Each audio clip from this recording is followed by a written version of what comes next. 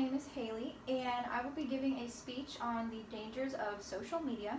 So my general purpose will be to persuade, and my specific purpose will be to persuade my audience to make you aware of the negative effects that social media can have on you, and also the tips to change your routine. So my central idea is how it also has negative impacts on our health, our lives, and our social skills without us realizing that we have an addiction. So my thing is, I've wondered, have you ever looked at your weekly report for your screen time and realized, wow, I never knew that I was spending that much time looking at my phone? Learning that I can spend around 4 hours a day on my phone is what really made me try to, better myself in ways to not stare at my phone all day. So just having the personal experience with this is what, drives me to be better, to spend less time looking at it and browsing social media platforms. So there are several mental health negatives whenever we are talking about social media, whenever it comes to our self-esteem or lowering our confidence. Another one is physical health, because you're sitting in one place for hours, you're not getting exercise, and that's what you need to do to be healthy. So also during the social media time, everything is big and you always want to share, but oversharing has been a problem. Obviously things that you think of will be okay now might not be okay later, and it might ruin your future self, your future career, and any possible relationships that you may have. So when we discuss mental health, we think of our overall mood, things that go on through our day, our daily hassles, and how we cope with them. So social media has a way of changing our moods for better or worse. One aspect to point out is body image. So you may go on your Instagram feed and see thousands of Instagram models with perfect hair, teeth, and skin, but the reality is that it's all editing apps. And whenever you come to the realization that you can't look like an edited version of them, it can kind of take a toll on your mental health. So the next point that I want to make is you also see how much money these influencers make. So you always see designer bags, several cars in the driveway, endless trips, and all of the materialistic items that they have in their closets. All of the clothes that they wear are just over the top, like with prices and things like that. So you begin to question, like, are you not making enough money? Are you not traveling enough? Are you even living your life the way that you really should, just based on their influence? So we all just have to realize that happiness is a state of mind, and you shouldn't be depending that on what your favorite Instagram model is doing and things like that. So according to scientific research done by Keith Hampton, who has a PhD and is a researcher at Michigan State University, claims that social media leads to declining mental health, and around 63% of people that use social media are more at risk for having depression and an anxiety disorder.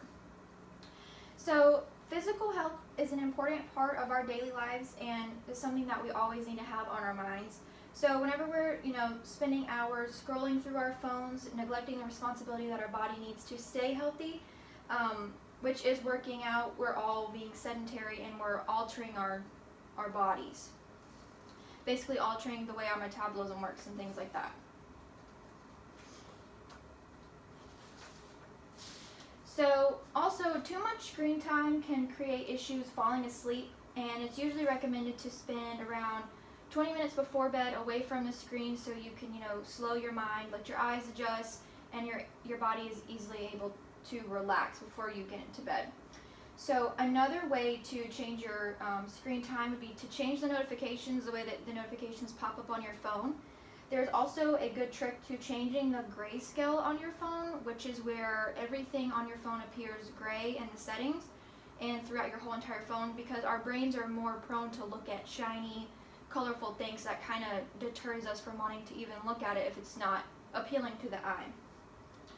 So now here comes the part where we can kind of discuss how it can help us in the long run. So while you take a social media cleanse, you can wake up, you can make your bed, you can have your breakfast, all while not looking at your phone and spending 30 minutes on your phone in bed before you even get out of bed, which kind of sets the tone for your day. So keeping up with a 30-day detox for social media, you will obviously start to feel happier since you're not tied to your phone in order for your so you're not being supported by social media to keep your mind busy throughout the day. Also, you're going to be tempted to look at your social media through the computer because you're not feeling as guilty because you're not scrolling on your phone and it's not as easy of an access. But eventually your mind will start showing you how much social media can be toxic and addicting at the same time. So the point of this speech will be to challenge you to a 30-day cleanse. This will clear your mind, allow you to get better sleep, wake up in a better and more productive mood, and you are able to see what's more important in your own personal life instead of looking at other people's personal lives. So now we can review the whole point of why we deserve a social media cleanse. So we can't be our true selves with our phones in our face, and who are we truly without social media if we don't know? If we're not taking breaks from social media for certain days or a certain amount of weeks, all you know is yourself as a person that gets sucked into that. So we all need to find the person that we want to be without social media involved. So anyone who is listening to this, I do challenge you to just take a break from the phone or computer to see what you're missing, and then you will truly feel different and not feel suffocated by the expectations of the online world.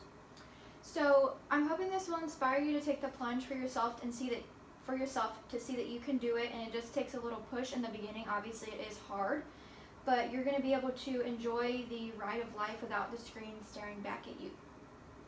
That's it.